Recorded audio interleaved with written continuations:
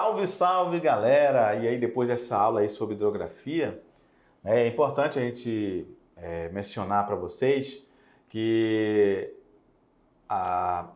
não é só a questão de estudar a bacia hidrográfica como um todo, mas também a gente tem que ver, além de preservar, né? Preservar que a gente falou no final da aula, e as partes que já não estão preservadas causam impacto ambiental, né? A gente precisa evitar esses impactos ambientais, justamente preservando.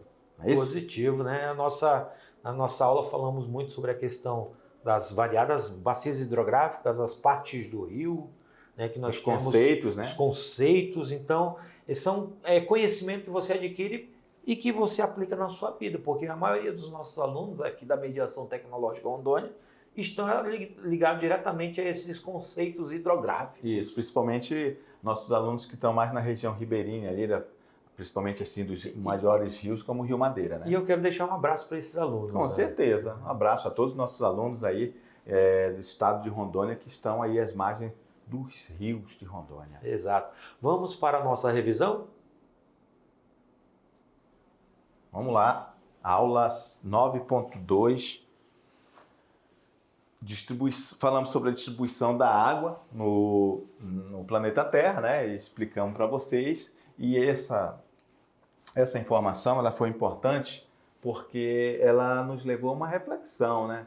Uma reflexão essa que a gente quer que o aluno tenha, de que nós temos disponível para a gente só 1% da água doce. Professor, mas esses rios aí toda hora correndo água. Pois é, mesmo assim, isso é quase que nada diante do poder que nós temos desses trilhões de incalculáveis números de toneladas de água, litros de água que nós temos nos oceanos, não é isso? E nós temos disponível, acessível só 1%, porque os outros 2% está congelado nas calotas polares, beleza? E aí nós explicamos os conceitos de hidrografia, que é o ramo da geografia. Primeiro ano, não é isso, Carlinhos? Primeiro ano não tem boca, é geografia física. Nós vamos ver muita geografia física no primeiro ano do ensino médio. Então, a hidrografia ela estuda as águas do planeta, ok?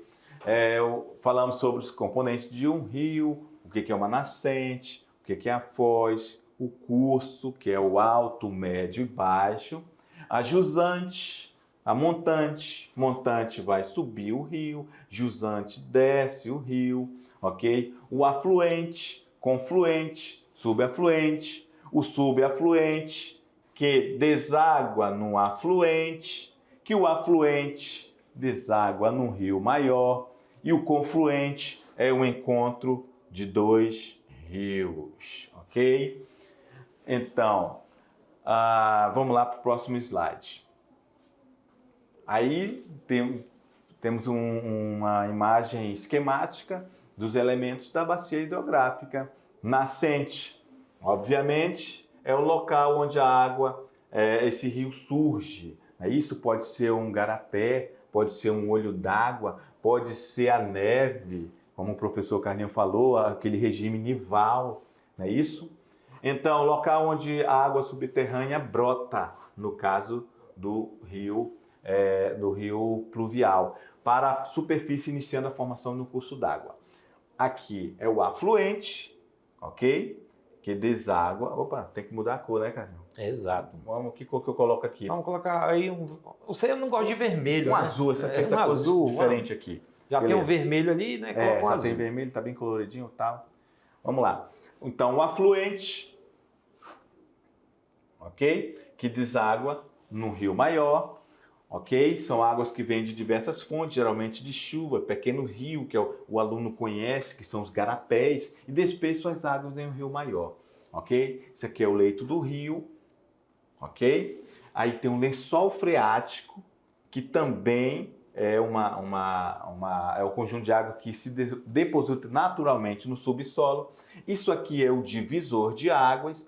Um divisor de águas quer dizer que, conforme essa setinha, está dando a direção da água, ok? Ou seja, essas águas estão vindo para esse lado e essa água está indo para o outro lado. Isso é um divisor de água, ok?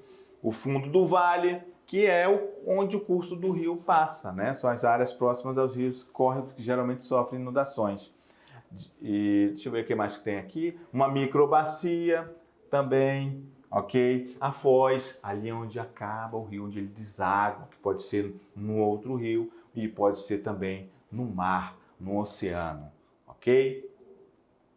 E aí nós falamos sobre as bacias hidrográficas do Brasil, que elas apresentam uma distribuição irregular, grande abundância de água, são perenes, a foz é do tipo estuário e o principal tipo é pluvial.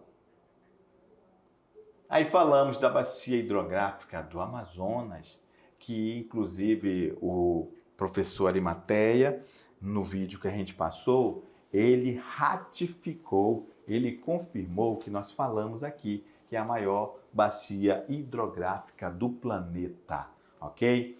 Falamos também da bacia do Rio São Francisco, do Tocantins-Araguaia, bacia do Paraná, né? Falamos que o bacia do São Francisco ele nasce ali em Minas Gerais e corre, atravessa todo o Nordeste, bacia do Uruguai e a bacia do Paraguai. Então tá aí as nossas principais bacias hidrográficas que nós temos em nosso país. Olha o tamanho disso, Carlinhos, para o aluno ter a noção do tamanho da bacia hidrográfica Amazonas. Então, olha só, esses outros países aqui, ó, também tem rios. Fazem parte, né? Fazem parte, que tem rios correndo para cá, tá bom? Na realidade, tem alguns rios que nascem nessa região. Região. O Amazonas, né? Isso. A nascente do Rio Madeira fica lá na Cordilheira dos Andes, Isso. que é chamado de Rio Beni. Isso, exatamente. Aí Outro agora... detalhe interessante que nós comentamos na sala de aula, né, aqui na nossa aula, é que esses rios ele têm importância econômica para a geração de energia, sim. Né, para o contexto de locomoção de algumas comunidades. Então a gente falou também que tem a questão econômica e tem a questão também do transporte, né? E também é fonte de alimento para as populações. Exatamente. Não é isso? Carlinhos, agora eles têm uma tarefa aí? Tem uma tarefa fácil, né? Os nossos alunos super inteligentes estão animados para fazer essa atividade e espero que vocês possam se dar bem, né? Se dar bem, né? Acertar tudo aí. Fazer aquele mamão com açúcar, como você sempre faz, fala, né, Jorginho? Então vamos lá, faz a tarefa aí, daqui a pouco a gente volta, beleza? Tchau. Até.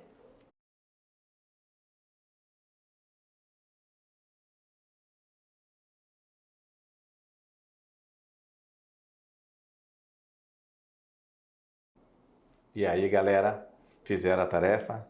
De boa, né? Tranquilão? Só na manha do jabuti, sempre. Então era uma tarefa tranquila, né? Tranquila, com um assunto fácil, né? Muito fácil. Agradável, né? Agradável, nós estamos na Amazônia, na maior bacia hidrográfica do planeta Terra. Então vamos lá ver se todo mundo acertou. Vamos lá no quadro, meu diretor. Atividade de sala, questão 1. O conceito de bacia hidrográfica é, letra A, área drenada por um rio principal e seus afluentes. B, o conjunto de rios navegáveis em um país. C, conjunto de rios utilizados para o abastecimento de água em um país. D, conjunto formado por um rio de declive e seus afluentes. Letra E, o conjunto de obras e equipamentos utilizados para gerar eletricidade no país. Então vamos começar pela letra E. Olha só, conjunto de obras. Uma hidrografia é uma obra. Então, olha só, a gente já vai começar dando macete para o aluno. Isso não é só para esse exercício, isso não é só para a disciplina de geografia, isso não é só para a disciplina de geografia, mas para todas as disciplinas, o que eu vou falar agora. Os nossos alunos, eles estudam, Carlinhos. Você tem dúvida disso? Não tem. Claro que não. Eles estudam e eles ficam atentos ao que a gente está falando, inclusive na língua portuguesa. É isso? Exato. Então o aluno ele tem que desconfiar de palavras que ele não ouviu a gente falar. É isso? Positivo. Então vamos lá no quadro falar do que a gente está falando. Vamos lá. Então a gente falou de equipamentos? Não. Não falou de equipamentos, não. Nem falou que vai ser, quando falamos bacia hidrográfica, nós não falamos nada de obras. Então, gerar eletricidade, beleza. Falamos, né? Mas gera a gente não eletricidade. está falando de equipamento muito e bem nem de falamos obra. que é um conjunto de obras, não, tá? Então, essa aí tá fora. Aí ele pode ter lembrado, gera eletricidade, mas ele lembrou que a gente falou de eletricidade. Beleza, mas não é um conjunto de obras e equipamentos. No beleza? caso, ele quer saber a definição de conceito. O conceito. Quando fala a palavra conceito, alunos, é definição. O que é, né, Jorginho? Uhum. Olha só, é um conjunto formado por um rio, beleza, tá certo. De declive, não. Pode ser um rio de planície. Não é isso? Então, não necessariamente uma bacia hidrográfica, para ser uma bacia hidrográfica, tem que ser um rio de declive. Não, ok? E seus afluentes. Se fosse um rio e seus afluentes, estava de boa, tá tranquilo. Essa palavra declive aí veio para confundir, né, veio Jorginho? para confundir. Conjunto de rios utilizado para o abastecimento de água em um país. Olha só, conjunto de rios utilizados para o abastecimento de água. Mas não é só isso, né? Nós falamos que ele abastece a água, que ele é fonte de alimento, que ele é fonte de eletricidade, ok? Conjunto de rios navegáveis em um país? Pode até ser, mas tem outros que não são navegáveis, não é isso? Exato. Então é uma área drenada por um rio principal e seus afluentes. Aí citamos o exemplo do rio Amazonas, né? Isso. Que é um rio principal, é o rio principal da bacia. E aí o afluente nós citamos aqui o rio Madeira, né? Que faz parte da rede hidrográfica, ou bacia hidrográfica amazônica. Vamos para a questão número 2. Sobre as principais características da hidrografia brasileira, é correto afirmar que, letra A, nela predomina rios de regime pluvial, profundos e extensos com drenagem do tipo exorreica. Letra B, essa é composta por rios com nascentes na região do Planalto Central, regime pluvial do tipo pluvial, regime fluvial do tipo pluvial e drenagem endorreica. Letra C, ela apresenta rios que correm em área de planalto com regime fluvial misto e nival e drenagem do tipo arreica. Letra D, ela é formada por rios do tipo perene com foz em forma de delta, regime pluvial misto e drenagem arreica. E letra E, ela é formada por rios do tipo intermitentes, todos com foz em delta. Ela está perguntando essa questão, está querendo saber quais são as características das bacias hidrográficas brasileiras, como a gente falou aqui na nossa aula, galera. E aí, nessa questão, você deve levar em consideração as características que citamos. E dentro das características, a que é a correta para essa questão é a letra A.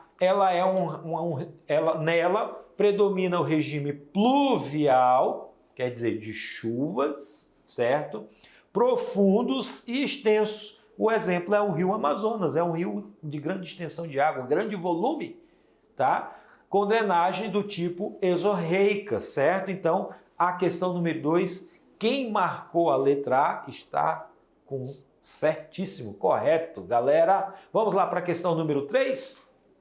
O território brasileiro possui uma grande rede hidrográfica, com extensos rios, lagos e reservas subterrâneas. Marque a alternativa que indica a maior região hidrográfica exclusivamente brasileira.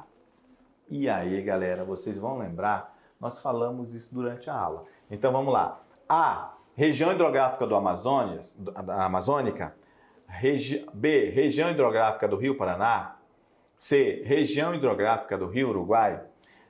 D, região hidrográfica do Rio Paraguai. Ou letra E, região hidrográfica do Rio Tocantins-Araguaia. Eu lembro que nós mostramos nos mapas, né, Jorginho? A maior parte dos rios, eles abrangem outros países vizinhos ao Brasil. E só tem uma bacia hidrográfica que é exclusivamente brasileira. Ela nasce e morre. Isso. E durante a aula a gente falou que a bacia hidrográfica amazônica, ela é a maior do planeta Terra e que ela abrange, assim como o bioma amazônico, né, do regime das florestas e tal, também a hidrografia. Por tão grande que ela é, a bacia hidrográfica também ela vem de vários países do continente sul-americano. Beleza? Então, não é do Rio Paraná. Olha só, bacia do Rio Uruguai já está falando que tem a ver com o Uruguai, que tem a ver com o Rio que tem a ver com o Paraguai. Então, olha só, já estava aí a deixa que a gente colocou, Tocantins, Araguaia. Então, essa é a questão certa. Letra E. Parabéns a todos que acertaram. Vamos para 4. Observe o gráfico. Olha esse gráfico novamente aí que nós passamos nas nossas aulas, né, as informações, e eles viram algo relacionado às águas, né, do nosso planeta. Você tem aí 97,2% de água salgada, 2,8% de água doce. No outro gráfico você tem 71% de calotas polares e geleiras de montanhas, depósitos subterrâneos, né, rios e lagos e umidade do ar, ou seja, dos 2,8% ou chegando a quase 3%, né? Vamos arredondar para os 3%. Os 3% ainda se divide em subgrupos, podemos dizer assim, de calotas, depósitos subterrâneos, rios e lagos e umidade do ar. Observando esse gráfico, aí você iria ler a questão com base nas informações dos gráficos e em seus conhecimentos sobre a distribuição e utilização da água no mundo. Assinale o que for correto. Letra A. Apesar do quantitativo reduzido de água potável no mundo, sua distribuição é quase igualitária em todo o globo. Caso contrário, não haveria vida. Letra B. O Brasil é um país privilegiado por ter a maior reserva de água do mundo, bem distribuída em seu território. Letra C. A quantidade de água disponível no mundo não será um problema, haja vista que se trata de um recurso natural renovável. A água vem provocando, letra D, a água vem provocando algumas guerras e deve continuar sendo um importante elemento geopolítico no século XXI. E letra E, a difusão e a propagação em larga escala das técnicas de dessalinização da água do mar vem se configurando como importantes alternativas para combater a escassez desse recurso no planeta. E aí, de acordo com o que a gente falou nas nossas aulas, o aluno esperto marcou a letra D. A água vem provocando algumas guerras e deve continuar sendo um importante elemento geopolítico no século XXI. Ela vai se tornar um elemento de alto valor. Porque como nós só temos 3%, e geralmente desses 3%, ela diminui muito para o consumo. Então vai virar algo valioso, né, Jorginho? É isso aí. Vamos lá para a próxima questão, uma questão do Enem, galera. A questão número 5, certo? Essa questão número 5, ela vem falando o seguinte. Segundo uma Organização Mundial de Estudos Ambientais, em 2025, ou seja, o ano que vem, né? Olha só que interessante. Em 2025, 2 de cada 3 pessoas viverão situações de carência de água. Caso não haja mudanças no padrão atual de consumo do produto, uma alternativa adequada e viável é prevenir a escassez. Considerando a disponibilidade global, seria, letra A, desenvolver processos de reutilização da água. Letra B, explorar leitos de água subterrânea.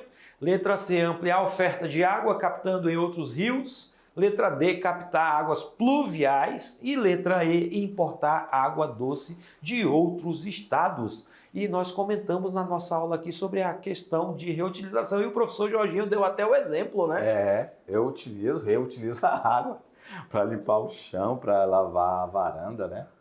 Vamos lá para a questão 6. As bacias hidrográficas do Brasil, em razão da sua extensão, abarcam ainda países vizinhos ao território brasileiro. São exemplos de bacias localizadas no Brasil e em parte dos países vizinhos. A. Bacia Amazônica de São Francisco. B. Bacia do Uruguai e Nordestina. C. Bacia do São Francisco e Platina. D. Bacia Amazônica e Platina. Ou, letra E, Bacia Tocantins e Paraguaia. Obviamente que o aluno lembrou da Bacia Amazônica, que inclusive falamos também na revisão, e a Bacia Platina ali na região sul do Brasil. Certo. É isso aí, Carlinhos. Aí, era o que tínhamos, né? para o momento, né? Uma aula, um exercício bacana que os alunos aí assimilaram. Tenho certeza que todos acertaram tudo, né? E era o que tínhamos para o momento. Até mais. Valeu!